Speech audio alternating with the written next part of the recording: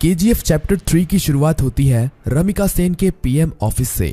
रमिका सेन को एक ऑफिसर बता रहा होता है कि पिछले 3 सालों से रॉकी ने विदेशों तक अपना बिजनेस फैला दिया था और इंडोनेशिया और अमेरिका में भी उसने कई इलीगल काम किए थे।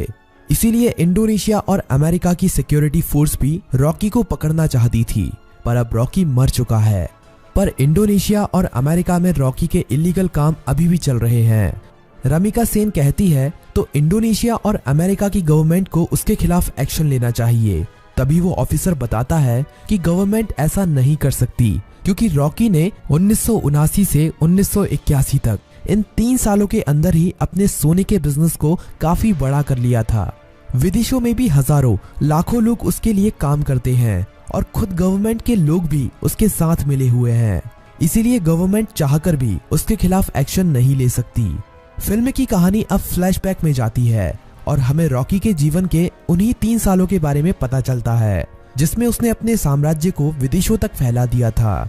सभी माइनों पर कब्जा होने के बाद रॉकी ने और कई माइनों की खोज कर ली थी और सभी लोगों को उनकी खुदाई में लगा दिया था।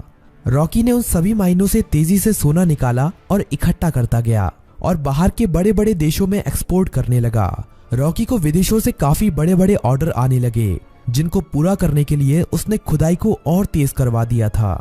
दूसरी तरफ से उसने माइन की खुदाई के लिए और सोने की खोज के लिए अमेरिका से कई टेक्नोलॉजी मशीन भी मंगाई थी, जिससे वो जल्द से जल्द इन सभी माइनों का सोना निकालकर इकट्ठा कर सके। रॉकी ने अगले 1 साल के अंदर इन माइनों से इतना सोना निकाला था जितना कि पिछले 20 सालों में भी नहीं निकाला था।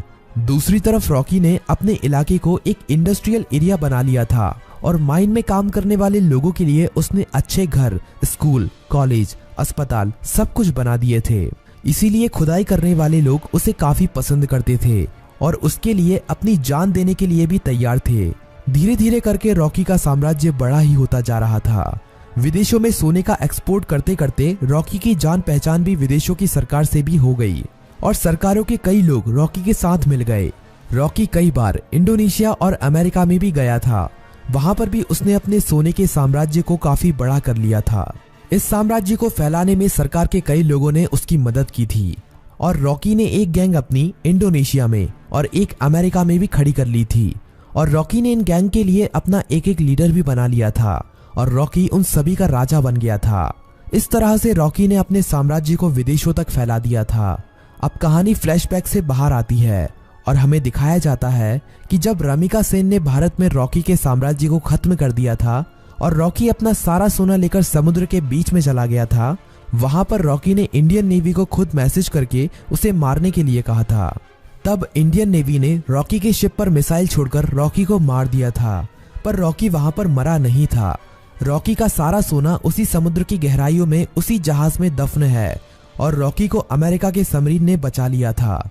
ये सबमरीन अमेरिका के एक बिजनेसमैन की थी, जिसे रॉकी ने उन 3 सालों के बीच में अपना पार्टनर बना लिया था। रॉकी अब अमेरिका में सबसे छुपकर रह रहा था और वो महीने में कभी कभी इंडिया भी किसी को फोन करता था कि केजीएफ का क्या हुआ, केजीएफ को ठीक होने में कितना समय लगेगा। अब कहानी इंडिया में शिफ्ट होती है और हमें दिखाया जाता है कि सलार केजीएफ के तबाह होने के बाद केजीएफ को दोबारा से खड़ा कर रहा है और जो लोग बच गए थे उन सभी लोगों के साथ मिलकर रॉकी के साम्राज्य को दोबारा से खड़े करने में लगा हुआ है। सलार ये सभी रमिका सेन से छुपाकर कर रहा है, पर बहुत जल्द रमिका सेन को भी इसके बारे में पता चलने वाला है। धीरे धीरे करके सलार रॉकी के साम्राज्य को दोबारा से खड़ा कर देता है और दोबारा से माइनों में खुदाई शुरू हो जाती है। अब सलार रॉकी को फोन करता है और कहता है, मालिक, हमने आपका साम्राज्य दोबारा से खड़ा कर दिया है। जिस तरह आपने कहा था, अब आपके लौटने का समय आ चुका है। रॉकी कहता है, सलार, तुम्हारे लिए मेरे पास एक काम और है। तुम्हें उस सोने को समुद्र से निकालना है जो हमने इतने सालों से वहां पर छुपा के रखा है। वो हमारी माइनों से ही निकला हुआ सोना है। इसे हमें किसी भी कीमत पर समुद्र से निकालना है। इस सोने की मदद से ही मैं दोबारा से भारत में अपने साम्राज्य को खड़ा करूंगा। सलार सोने को समुद्र से निकालने के काम में लग जाता है और इंडिया में अब एंट्री होती है रॉकी की। सलार अपने लोगों को कहता है कि मालिक कई सालों के बाद यहाँ पर पधार रहे हैं, उनके स्वागत में कोई भी कमी नहीं रहनी चाहिए। किसी को नहीं पता था कि ये मालिक कौन है। रॉकी अकेला ही अमेरिका से आ रहा होता है। केजीएफ में रॉकी का स्वागत धूमधाम से किया जाता है।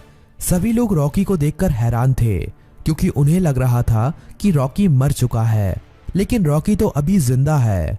रॉकी अपनी माइनों का काम देखने के बाद सीधा मिलना चाहता था रामिका सेन से। सलार कहता है कि हम भी उसके साथ चलेंगे, पर रॉकी कहता है कि नहीं, मैं अकेला ही मिलने जाऊंगा। रॉकी अकेला ही अपनी रोल्स रॉयल कार में जा रहा होता है। तभी नाके पर पुलिस उसे पकड़ लेती है।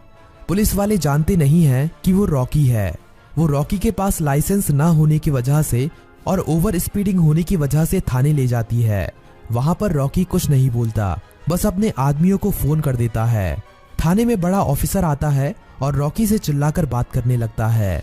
तभी पूरा पुलिस स्टेशन हिलने लगता है और कई हेलीकॉप्टर और बंदूक लेकर रॉकी के आदमी यहाँ पहुंच जाते हैं। उन आदमियों से एक आदमी रॉकी का लाइसेंस लेकर थाने के अंदर आता है और पुलिस को लाइसेंस दिखाता है। पुलिस वाला लाइसेंस पर रॉकी का नाम पढ़कर हैरान रह जाता है और रॉकी को वहां से जाने देता है। रॉकी अब सीधा रमिका सेन से मिलने के लिए जाता है। रॉकी के पहुंचने से पहले वो पुलिस वाला रमिका सेन तक ये खबर पहुंचा देता है कि रॉकी अभी भी जिंदा है। रमिका सेन ये खबर सुनकर हैरान हो जाती है कि अभी तक रॉकी कैसे जिंदा है। रमिका सेन को ये खबर भी मिल जाती है कि रॉकी के यहाँ आने से पहले किसी ने केजीएफ को दोबारा से खड़ा कर दिया है और केजीएफ से अभी भी खुदाई करके सोना निकाला जा रहा है। अब पीएम ऑफिस में एंट्री होती है रॉकी की। सभी लोग रॉकी को देखकर हैरान थे। रॉकी सीधा मिलने जाता है रमिका सेन से। रॉकी रमिका सेन से कहता है कि मैंने कहा था ना, युद्ध हुआ तो जीतूंगा मैं, और जीत मेरी ही हुई है। रमिका सेन कहती है कि अच्छा है, तुम जिंदा हो, अब मैं तुम्हारे सामने ही तुम्हारे केजीएफ को तुमसे छीन लूंगी।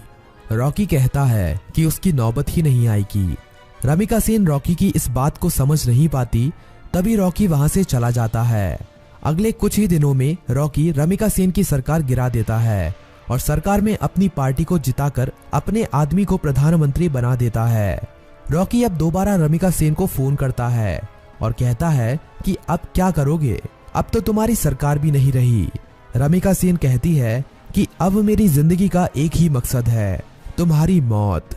रमिका सेन रॉकी के सभी दुश्मनों को इकट्ठा करती है।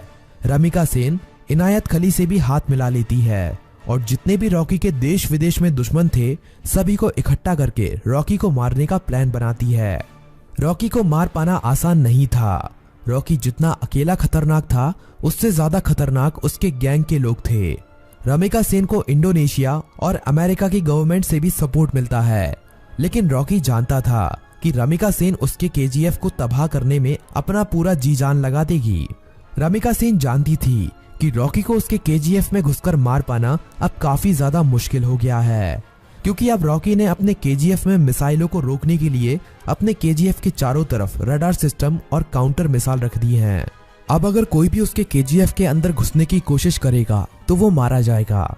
रमिका सेन जानती थी कि रॉकी को मारने के लिए उसको केजीएफ से बाहर निकालना पड़ेगा और अकेले रॉकी के मरते ही उसका सारा साम्राज्य खत्म हो जाएगा। इंडिया में अपनी गवर्नमेंट खड़ी करने के बाद इंडिया की गवर्नमेंट रॉकी के लिए एक काफी बड़ी पार्टी रखती है। इस पार्टी में विदेशों के बड़े बड़े बिजनेसमैन, बड़ी बड़ी गवर्नमेंट के लीडर आते हैं। रॉकी की सिक्योरिटी के लिए इस पार्टी में काफी ज्यादा सिक्योरिटी लगी हुई थी। रॉकी पार्टी में पहुंच जाता है। थोड़ा नाच गाना होने के बाद पार्टी में एंट्री होती है रमिका सेन की। रॉकी से थोड़ी बातचीत करने के बाद रमिका सेन कहती है कि अब समय आ गया है कि तुम्हारे साम्राज्य को यहीं पर खत्म कर दिया जाए। पर तभी रॉकी के चारों तरफ हजारों लोग उसके ऊपर बंदूक तानकर खड़े हो जाते हैं। रॉकी की खुद की गवर्नमेंट उसे धोखा दे देती है और विदेशों से आए हुए बिजनेसमैन भी उसकी मौत का तमाशा देखने के लिए वहां पर आए हुए थे। सभी विदेशों के बिजनेसमैन चाहते थे कि रॉकी की मौत होने के बाद वो केजीएफ पर कब्जा कर लेंगे और अपने बिजनेस को फैलाएंगे और ढेरों पैसा कमाएंगे। ये सब देखकर रॉकी खुद हैरान रह जाता है, पर रॉकी जानता था कि एक दिन उसकी मौत जरूर होगी, इसीलिए वो अपने आखिरी पल में भी निडर रहता है। रमिका सेन कहती है कि देखा, आखिर तुम्हारे लोगों ने ही तुम्हें धोखा दे दिया। इतना कहते ही सभी लोग रॉकी को गोलियों से भून देते हैं और रॉकी की मौत वहीं पर हो जाती है और फिल्म यहीं पर खत्म हो जाती है।